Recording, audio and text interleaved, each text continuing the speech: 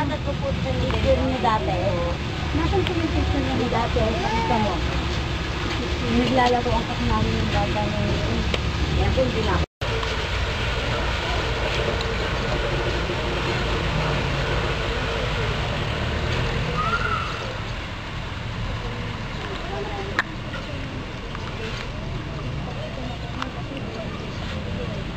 Baby pa po siya dyan sa loob. Ay, papa.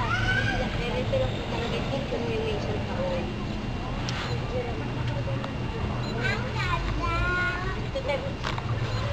Pedro, inuli ako ng gwardiya. Sabi sa akin, ikaw lagi kita nakikita eh. Tuwing Sabado lang naman po ako lang hihingi, ate. Kasi wala lang kami talaga, magkano lang kita ng asawa ko, ungin. Ako namamasura.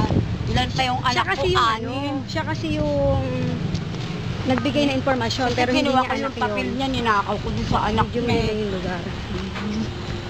Ano yun, Jenny? Ay, may kapuso? Oo. Ito po yung bata? Ilan taon na ho siya? Po yun. Dito ko kayo nakatira? Hindi ho, yun yung bayo nila. Eh, gusto ko pumapag mo, kung anak niyo. Yung gilabutan naman ako. Hindi na po tinanggap ng PGH kahapon. Kagaya niyang namin kahapon na PGH ko. Ano po siya, TV meningitis sa UTI po. Kayo po yung nanay? Opo.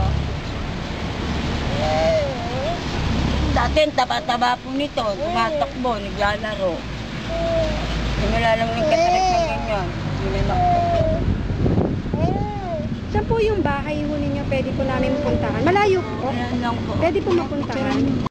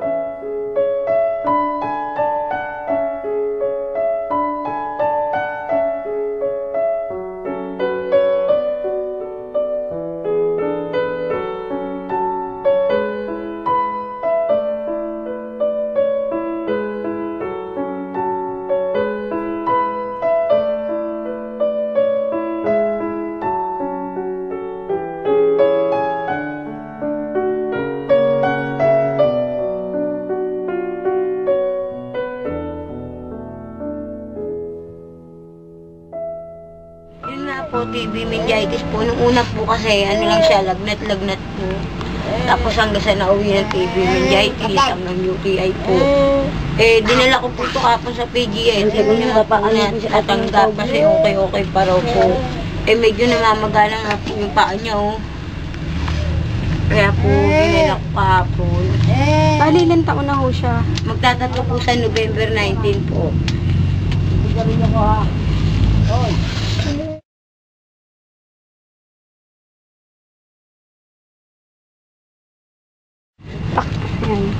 Nananawagan po ako, tulungan niyo po yung anak ko kasi may recognition po. Kung sino po may dito po, so tulungan niyo po yung anak ko na mapagamit po. Kasi kapatid po kami. Yan lang po.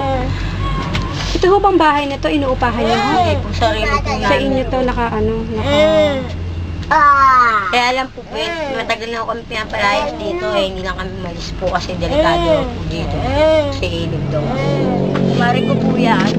Eh, nahawa na po ako sa ayos niya dahil simula na nagkasakit yung batang yan. wala na, hindi na siya makapagpalit ng damit, makakain, makalakad-lakad, gawa ng iyak yung batang yun.